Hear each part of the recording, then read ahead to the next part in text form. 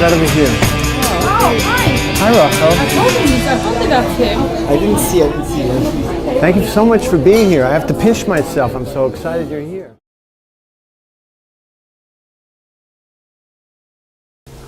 Good evening, and thank you everyone for being here for us. I drove a yellow taxi cab at night in New York City for 5 years, from 2012 to 2017. And while I was working, I would shape into poems the words that my passengers were saying into their cell phones and to each other in the back seat. So I'm going to get started.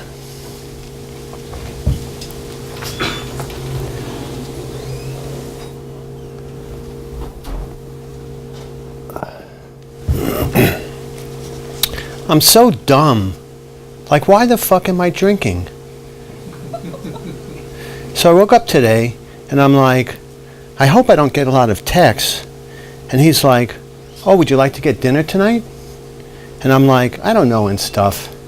I'll shoot you a draft after school because I don't know what time I'll be free tomorrow. And he's like, okay, so are you free tonight? I didn't answer. He's like, are you having dinner tonight? Question mark. I didn't answer. Text me again an hour later. I didn't answer. So yeah, like, it was just crazy. So like, yeah. He like texts me, if this is too much, just let me know, I'll stop. Dude, I haven't even answered your first question. And then, I'm so sorry. I'm just not looking for anything new right now. I was really hooking up hardcore with someone 2 months this summer, but I can't tell him this. He's like, oh really? Because it seems I heard from other people last night you are looking for something serious. I was like, fuck, I was so drunk. I told him I was looking for something serious, but not with him. Today I say I'm not looking for anything serious. So like, oops. He was like, what happened? He came all the way from Maryland. He just kept on texting me like nonstop. And I was like, you are fucking annoying. And I was like, what the fuck? Let's keep on subject, but change it a little bit.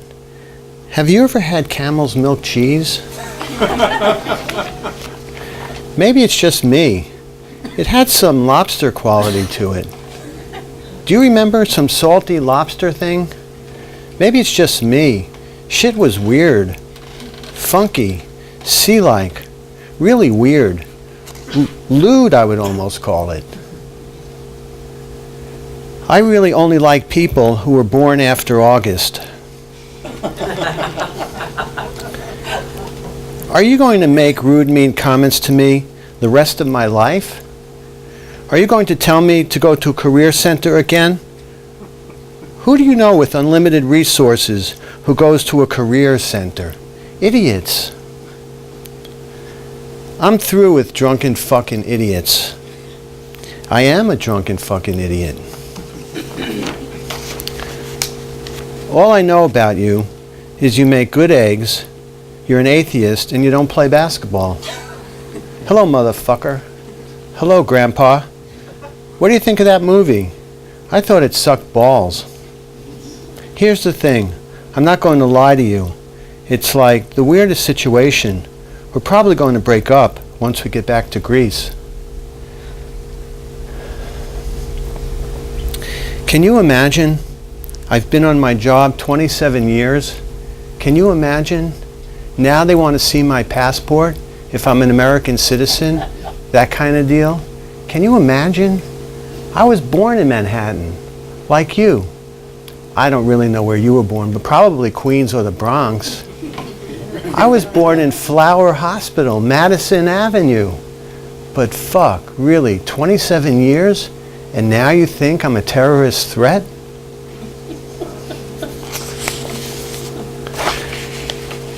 I haven't had a good meatball since my mother passed. Somebody who doesn't even know me asks, "What's wrong with your boyfriend? Like, are things okay with the two of you? You know what, Ed? Go to your place tonight. Honey, yeah, take your stuff, Ed, and go home. I was just having fun around the guys. I saw you didn't even know me. Honey, I wasn't. Yeah, you did, Ed. You totally acted that way. There we were, talking about going to Brazil. You leaned over like this. You didn't even lean toward me. Your whole body language was odd. Everything you did was odd. And you know what? I didn't say anything to you because obviously we're in a public setting. But when somebody who doesn't even know me and doesn't know you asks, what is going on between the two of you? It's like, you know what? That's it. Have a nice life. You didn't even put your arm around me. When my wine was low, you didn't notice. I wasn't ignoring you. You were totally ignoring me. I don't know why you felt that way, honey. I'm not going to do this anymore. I'm not going to waste any more of my time. I'm not going to get upset about this. There are a million other guys who would love to declare to the world they're with me. You know what? I'm going to call some of them up tonight. I'm done with this crap. That wasn't my intention at all, honey. I know now I'm not crazy for thinking what I've been thinking and for having these discussions with you, and the discussion is now over. Go to my place, pick up your stuff, go home. I never want to see you again, honey. You're not coming to Brazil.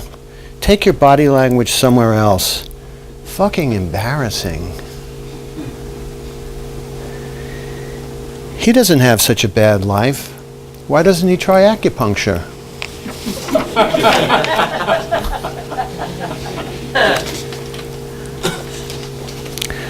I don't feel like doing fish. I just want to stick some bird in the oven and forget about it. Paint the apartment, shit like that. I just want to pay my bills.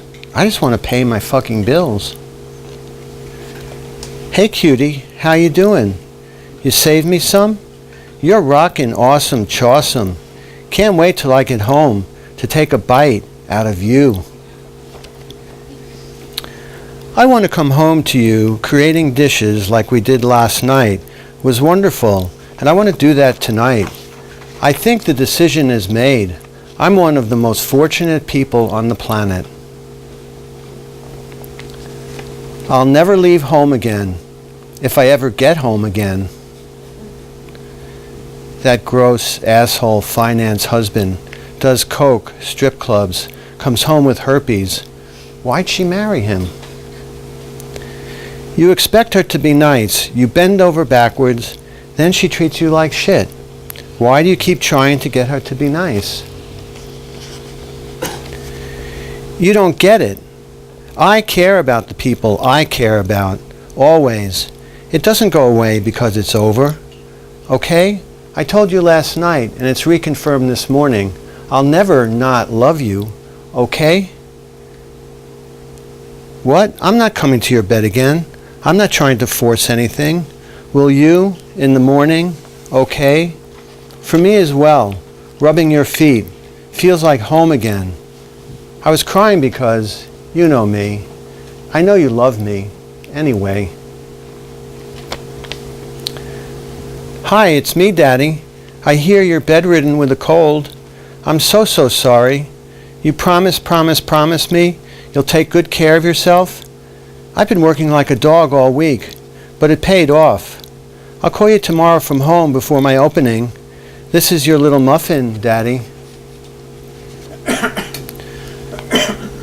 What the fuck, motherfucker? Once you cross that path, I will gun for you. I don't care. I don't like when people disrespect me. I said, let me find my own way home. And he followed me. I make my own money. I have my own debit card. And I'm going to catch my own motherfucking subway home. Period. Like, why the fuck are you following me? Isn't dating horrible? Send me a picture of your dick. I'm sending you a picture of mine right now. Do you want me to come? Talk to me. I'm in a cab. Don't worry, I'll give the driver a big tip. Wait, he's pulling over to let me out. I'll call you right back. I should never, ever be in a bad relationship again. Ever, ever, ever. As long as I live, ever. It's better to be alone. It really is. And if you want a baby, get yourself a baby. Like, you don't need a man. No, you don't.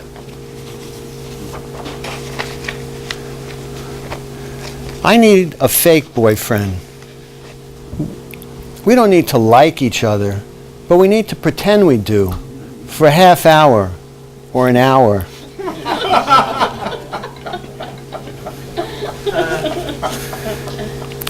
Starting when I was a teenager, I had this shift of philosophy, I think you could call it. I would try to relate to a person based on his understanding of himself, how self-aware he was, not looking at his job or religion or where he was from or anything like that.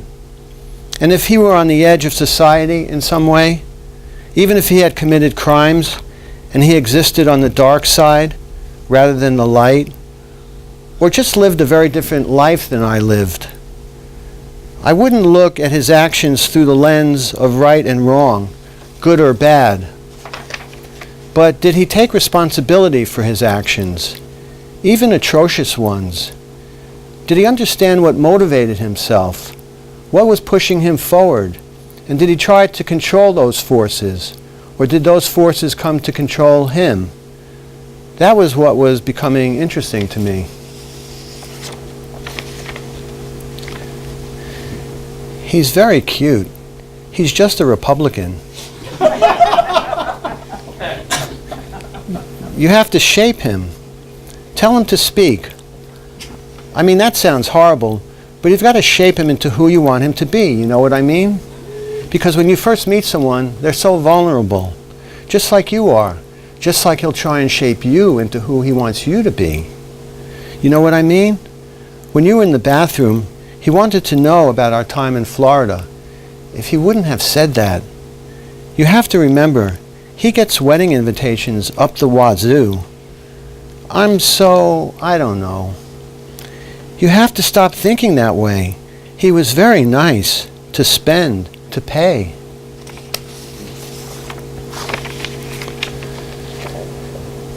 But Daddy, you know I've already sacrificed myself as a mother. You know I rarely spend time with Chia. Every time I leave the house, she cries. I feel horrible. I'm working weekends, nights, and killing myself all over the place. But they want me there even more. And when I'm home, to be reading cardiology, which would be fine if I were single or married without a child. What do you think I should do? In terms of my life, my worry is, if I must leave this program without a license, I will have no career. I failed my boards a year ago. Do you still think at age 30 I can take money from my parents? Sometimes I feel the goals I set for myself are not in line, practicing on people, paying out of pocket, bringing their kids from Saudi Arabia. I don't feel I'm making a difference in anyone's life. Then today, the director pulled me aside, said I didn't come prepared. I was a mess. I dropped a specimen on the floor. I tried to explain, but damage was done. People talk. This might not be the program for everyone, she said. Oh my God, is she telling me to leave? She said, no, I'm telling you, if you want to stay, you must give even more than 100%, more than 150%. You must give completely. Look, I'm a mother. I work part-time for years. But this program makes it very difficult. She kept saying, there's no shame in leaving. No one's reaching out a hand to me. What should I do? You saw me struggle through medical school, through residency, now this. I can't shut the door on my child, say go away, do something else. My father said, look, you can do this. Can you hear me? We support you, darling, no matter what. Tell the director, tomorrow morning, you can be the best fellow in this place. You can. I know you can. You must tell her this.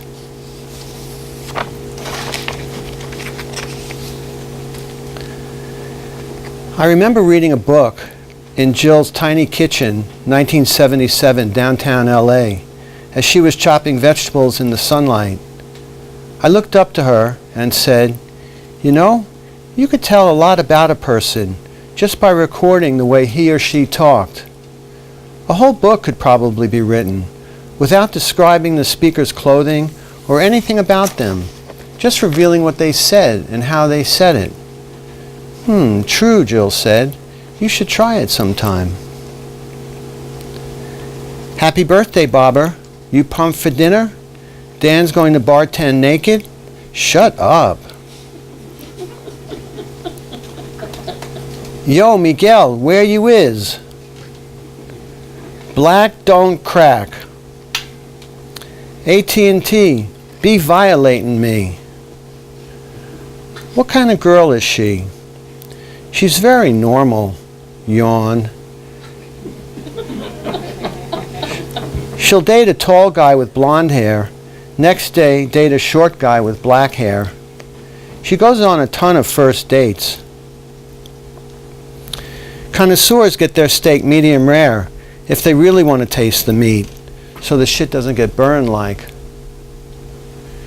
She's very picky. She knows what she wants. There's a word for it. Reclusive. Her apartment smells. Debbie Downer. She has 5 cats. No need to freak out trying to get pregnant again. Why are you stressing yourself out? It's funny. She's into fashion, but she always looks so crappy. Oh my God, all I remember is they sold honey mustard pretzels. I'm not going to etiquette school. I'm from Paterson, New Jersey.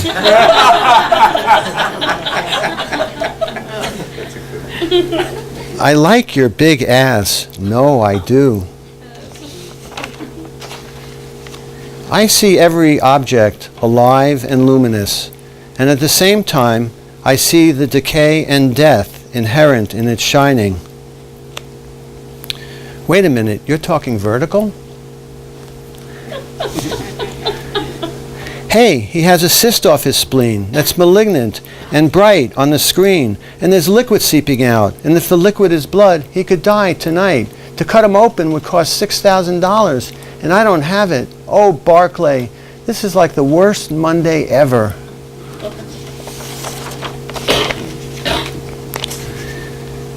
This guy is enraged. Obama won. He's fighting with his wife. I mean, these guys are nuts. Just apologize. Hello? Hello? Hello?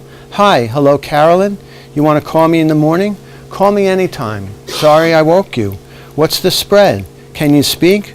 Are you home? Just say yes or no. Hamilton walked Sam. I told them the meds I take for hypertension. They laughed. They said half the people in New York City have hypertension. It's no big deal. Girl, every inch, every centimeter counts.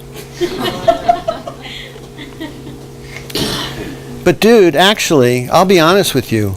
I'm definitely going to come visit you in Australia because I want to go there so badly, and it's like an amazing opportunity, and like, you know, it's funny. This is going to sound cheesy. Our friendship will work out better with you on the other side of the globe than if you continue to live in like Queens. She's so cool. She's my ace boon coon. Been to Harvard, but she's real down. She bought Don Kirschenbaum's house in New Jersey. Remember when we used to watch his rock concerts on TV? He was such a big drinker. He had bars and bathrooms and spas in places you would never imagine. It's kind of a really weird time in my life. I'm trying to come to grips with my lack of success and what I should be doing and where I should be going. The career part was going fairly well, and now that part just got taken away. You know, I don't know. Elul, the new moon. Soon they'll chop off chickens' heads at daybreak. I can't get into it. Yet I yearn to be close to God every minute, day in, day out, like I yearn even more for art and poetry. Art and poetry, stay near. Please be my prayer this new year.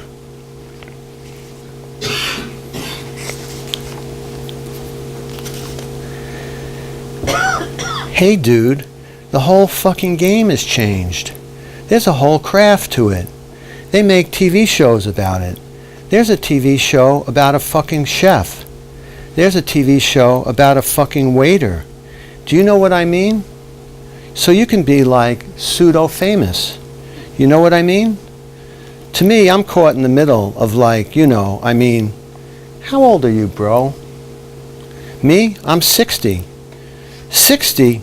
You must be fucking Italian. You look my age. I easily look your age, and I'm 36. You know what I mean?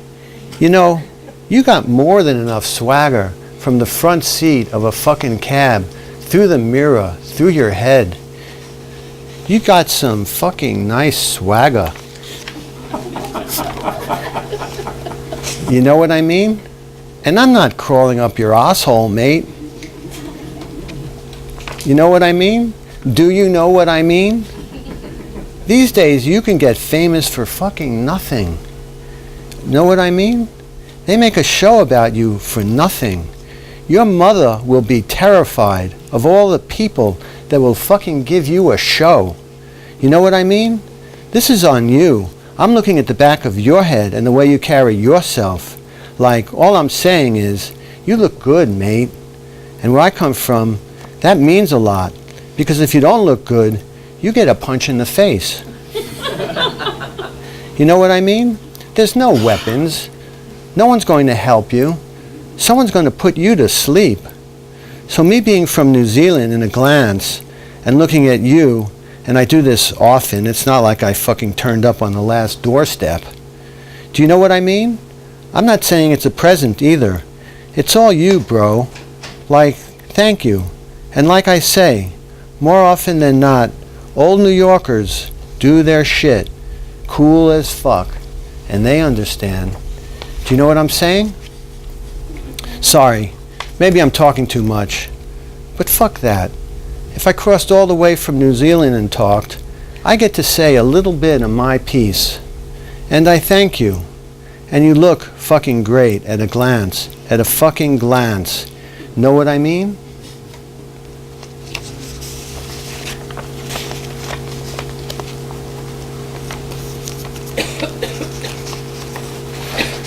So that concludes one section of poems, of these taxicab poems. And I'd like to finish by reading two poems from another section.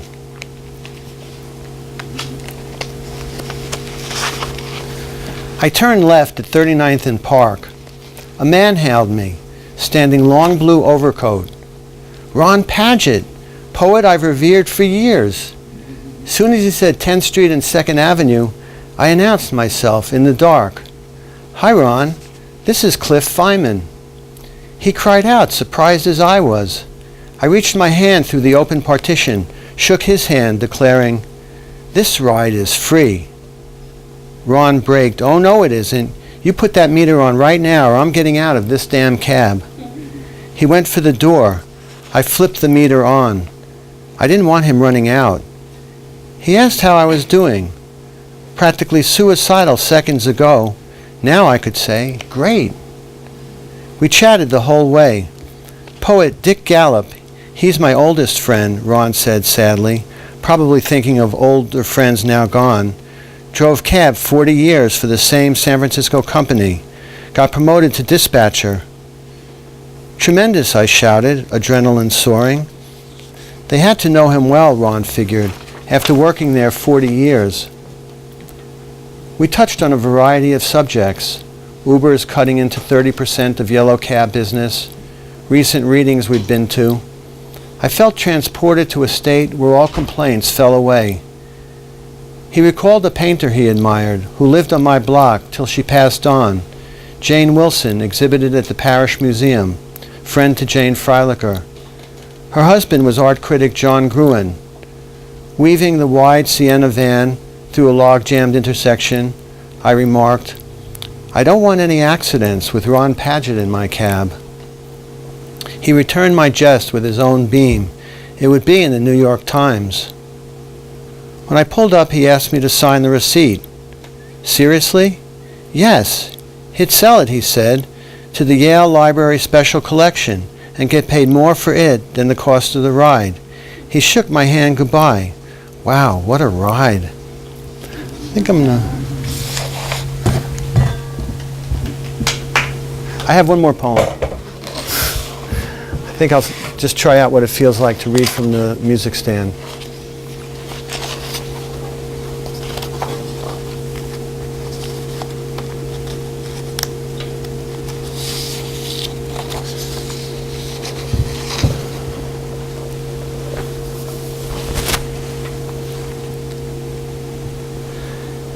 Speak and use your words. Use your words. Speak. Don't use violence, because the violence overshadows everything we're fighting for. All of it. Know this. We're living in a world of violence. It's definitely not my forte. It's not the world I want to live in. I want to live in a world where we're all happy and we can be free. And though I know this, I know we're in a country where the basis, the premises, is being free. But to me it's not, and to a lot of people it's not. And there needs to be more into the light, we fighting to be free. And we don't need violence to show that. We don't need violence to show. To me, we don't need violence to show that. But I get resistance.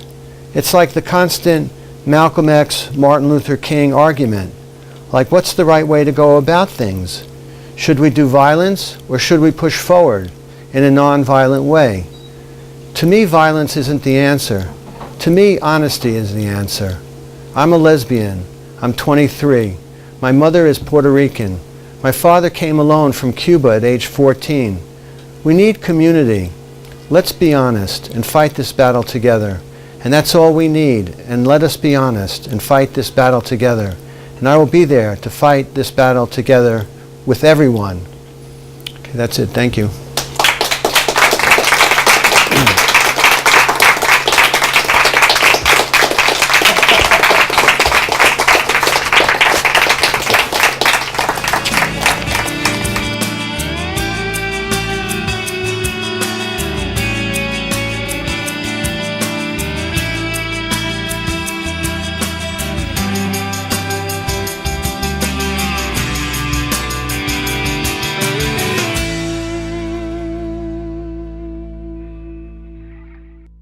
Where's the reading? Yeah. It's right over here.